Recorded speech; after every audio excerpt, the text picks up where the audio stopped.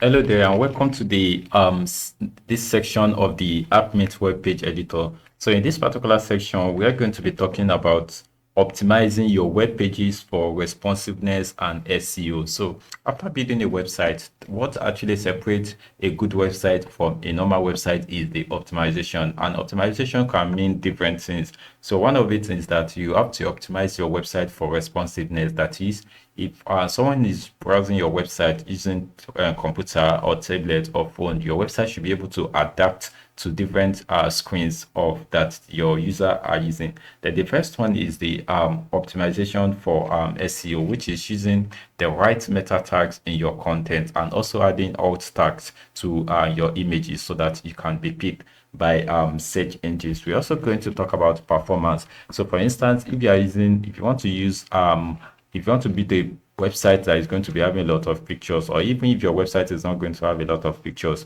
you have to be careful with the size of the pictures that you are using, because using a picture that has a large size would actually have effect on your website loading time. So we are going to consider all of that in this particular section of the Appmint web page editor series. So now, without much further ado, let's get started. Right, so the first thing that we're going to be taking a look at is the mobile responsiveness. So here I'm going to be using the portfolio demo, which is the first website, the website that I was using earlier.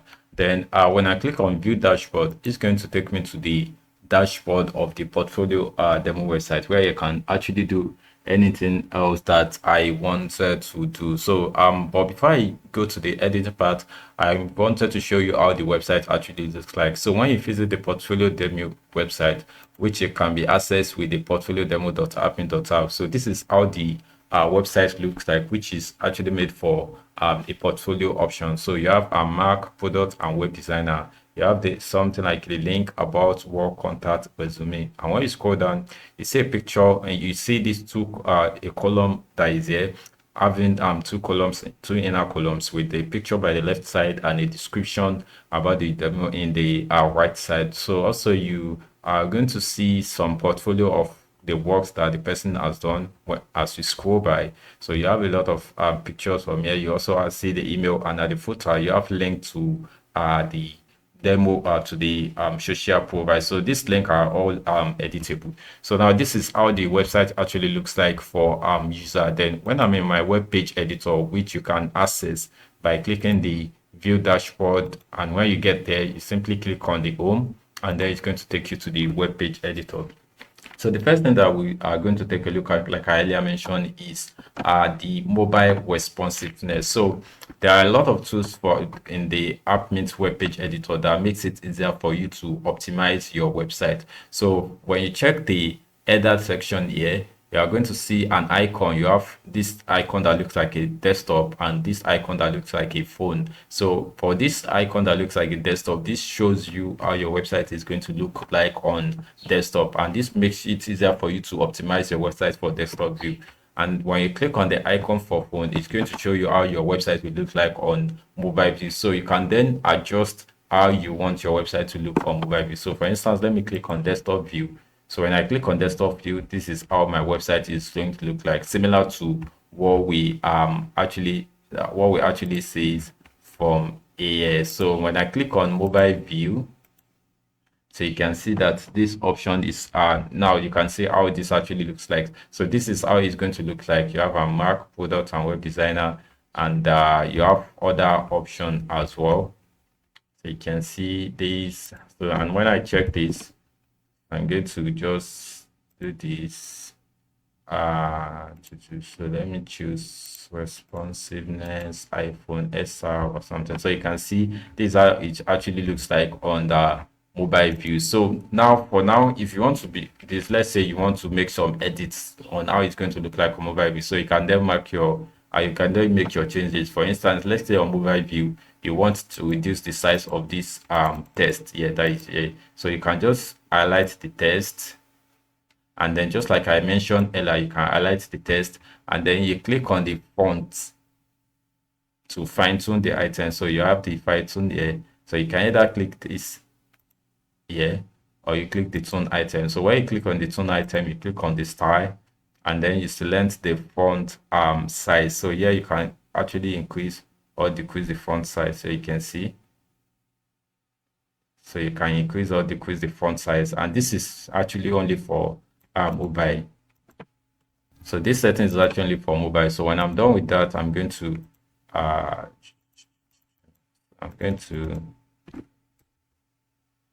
so now I have that, and then when I get there, you can also edit this as well. So let's say you want to assign a different background color when you are on mobile, so you can also do that as well. Then you also have this picture that is there. So let's say you want to add a different background color to it. Let me say background color, and I want to add something like this. Yes, it's actually a picture, so the background color might not show, unlike. So let me select this. So this for the pictures. So if I want to assign a background color for the column that houses these two, the text and the picture, so I can click on the column and then click on fine tune item, and then go to the background color and try to. So you can see now I have a background color. So if I click on the desktop view, you can see that the background color that I added is not actually being shown in the desktop. When I click on mobile, so the background color is there. So that's how to make the changes to your mobile. So you can even, maybe you want to show a particular text on mobile, but you don't want to show it on text. For instance, if you want to delete this text on mobile screen, you can just delete it, and then it's going to only be showing on desktop, and it won't be showing on mobile. So you also have this that is showing on mobile, and then when you're done with all the changes that you want, so it depends on how you want your website to be. When you are done with all the changes, all you have to do is to click on save. So it said I should please switch to desktop before saving, then click on save. So when I click on save, you see data updated, and then I can publish. So now page home has been published. So if I should refresh my home page now, so now when I refresh the home page, so this is the column that added colors to the mobile. So you can see that the color is present is transparent on desktop. So if I should switch to mobile, that is if I'm browsing using mobile, you can see that the color now is now showing on the mobile. So that is how to style using mobile and desktop. So it depends on the style you want. So the next part that we're going to actually be looking at is the SEO enhancement. So SEO simply stands for search engine optimization, and it's a process of improving your website visibility in search result pages, that is SERPs, in order to drive organic on paid traffic.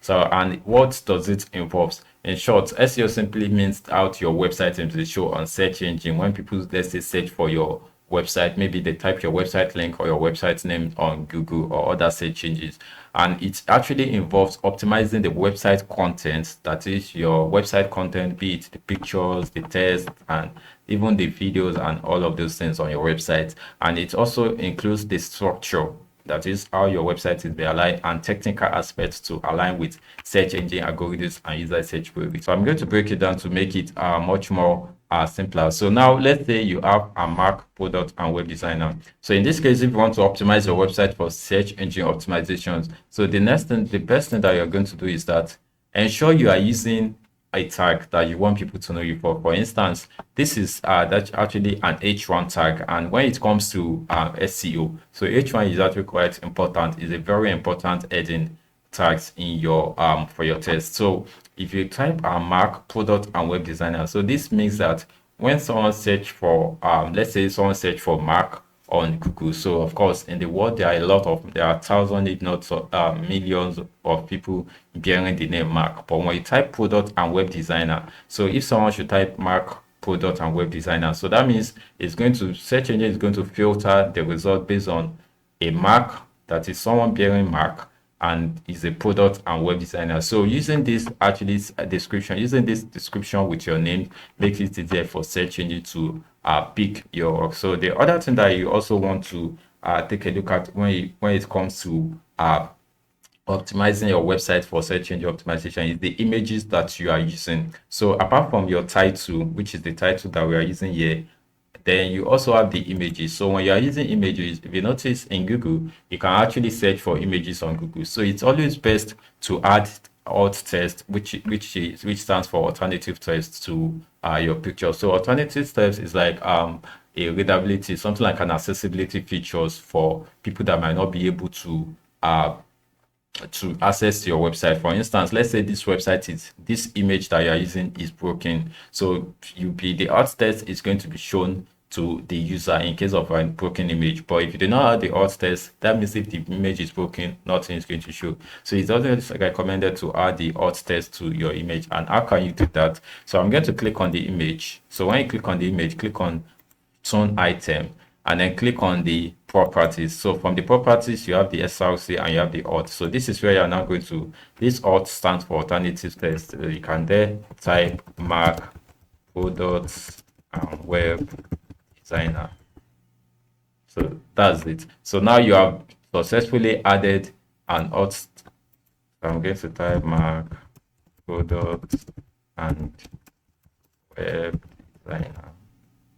So now when you check now that I've added the Mac products and web designer, so when you click on the Python item, then you see that the alt there is there. So that means even if someone is searching for, let's say, images and they type Mac products and web designer, depending on how well optimized your website is in terms of meta tags, images, and some other technical part. So this image is going to show as someone bearing Mac who is a product and web designer. So the other part of SEO enhancement, that is, if you want to enhance your website for search engine, is you be using keywords based on your page content. For instance, this demo is for a product and web designer, so you have to ensure that the page actually is optimized based on the keywords that you want to rank for, that is the product and web designer. For instance, you can see in the description you have web/product designer from Israel. Currently, I work as a product designer at Atlas. So the person, this demo, people also want to be known for a product and web designer. So, and it is included in both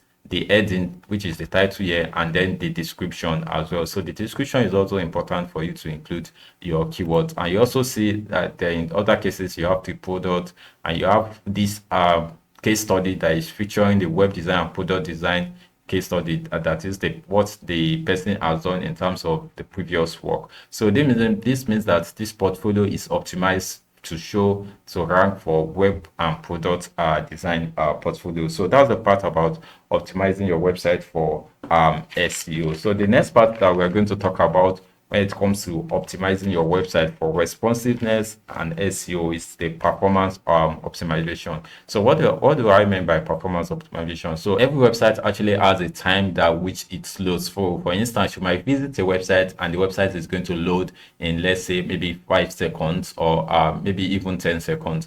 And you might visit another website and it might take longer than that. Online tools that you can check to see how long your website actually loads. So one of them is called uptrends.com/2/website speed test. So when you visit this website, it's going to ask for the domain name of the website that you want to test, and the second one is that it's going to ask you the location that you want to test from. So I'm fine with the default for now, and then I'm going to enter this. I'm going to copy the link of my website and then paste it inside there, and then I'm going to click on start test. Now when you no longer see this, that means our test is done. So you can see general information, page speed score. So this is the page speed score, that is the website, it has a page speed score of 94, which is very good, and the load time is 9.5 seconds, and the size of the page is 11,705 kilobytes and request 30. So you also have other optimization texting. So it's suggesting some improvement, that you should minimize CSS, SAP images, properly size images, that you should size your images so that it can be minimal. So you can use this tool to test how fast your website loads, and also to see how you can further increase the performance of your website. So one of the ways that you can also optimize your website is in the case of, let's say I want to use this image, so I can save the images and then let's see the size of the image.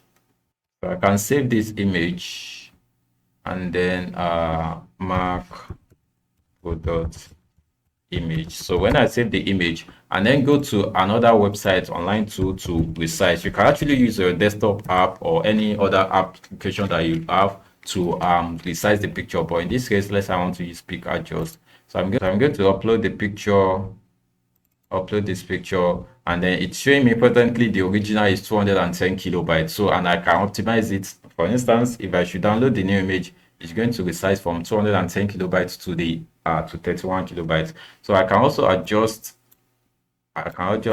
this, so you can see 33 kilobyte, and then if I should download it again, so I'm now going to have, you can see I have something at 9.19 kilobytes. So I can then use the new sizes and replace it on my website side. So I'm just going to click on select image, then upload, select files, and then this is the resized images.